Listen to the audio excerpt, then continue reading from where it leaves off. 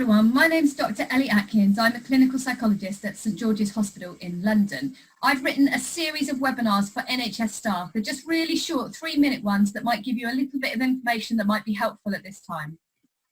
So in this one I'm talking about anxiety, and when I talk with young people about anxiety, I explain to them that anxiety is a bit like a smoke alarm, and it's useful for us to think about this analogy in ourselves, in our own work now, because a smoke alarm warns us when there's a danger, and we have an inbuilt system that warns us when we're in danger or when we perceive ourselves to be in danger. Now in my house, my smoke alarm goes off when I burn toast, and then what I have to do is flap the tea towel near the smoke alarm, waft the smoke away, and the smoke alarm stops. Or we might press the reset button. And normally that's what happens in our body. So say we're driving on the road and someone nearly hits us, but they don't. We get that shot of adrenaline going through us because there was a danger, and the danger passes and our level of arousal goes back down again.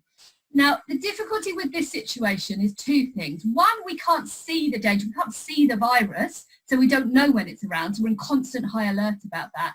And two, if we're working in the NHS, then we're getting lots of messages about the surge and when it's going to get more difficult, and we're preparing for that. So for two different reasons, we're in constant high alert, and it's difficult to reset the alarm then. We can't just waft a tea towel and make this okay. We've got to find a way to get through this.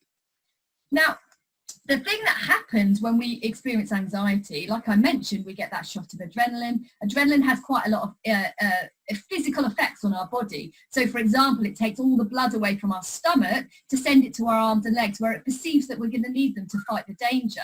Now, that's sometimes helpful if we've got to run away from, I don't know, a bus that's driving towards us, but it's less helpful if we're there trying to do our jobs at the bedside of a patient and we're experiencing those same symptoms. Less helpful when we're at home and we're trying to cook for our family and we're experiencing those symptoms.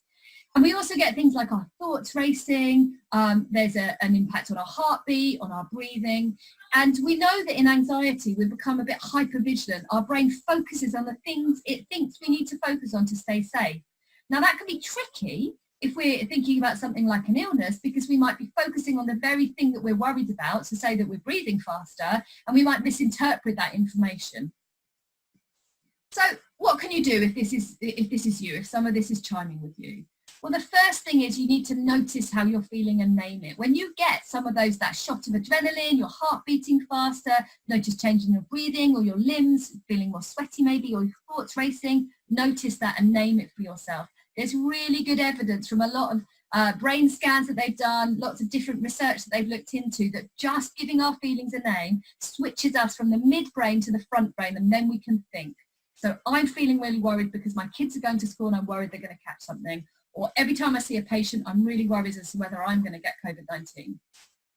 Take a deep breath. We know that that makes a difference to the physical arousal symptoms. Breathing can help to regulate our heart rate. So do take control of your breathing. It's the one thing that we are able to control, even if the adrenaline's pumping around us. Do remember though, it's okay to feel like this. Don't beat yourself up if you're feeling more anxious than usual. I'm noticing at the moment I'm fine going to the hospital, but going to Tesco's definitely raises my anxiety levels. And that's going to happen in different areas for different people. So just tell yourself it's okay that you're feeling like this. Plan to tackle the anxiety that's getting in the way of the things you need to do. There may be some anxieties that right now you don't need to face because we're in an age of mostly lockdown except for going for work. And so there may be things that you are worried about, but you don't need to deal with right now. Plan the things that are getting in the way of your job or you being with your family. And when you're anxious about things you can't change the focus of your attention. That's what you have control over. Don't let the anxiety be the boss of you. With kids, I talk about anxiety being like a bully. It sits on your shoulder and it says, what about this and what about this?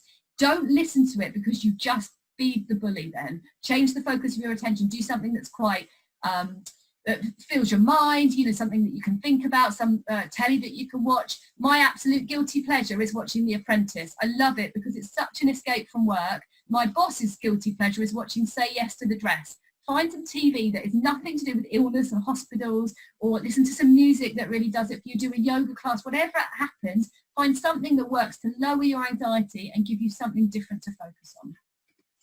Here is some further sources of support. There is loads of support out there about this. There are webinars, there are websites, there are specific things to do with coronavirus, and there are general things to do with anxiety. There's a longer webinar if you're interested that might be quite useful if anxiety is something that you're affected by. Take care of yourselves. Thanks for listening.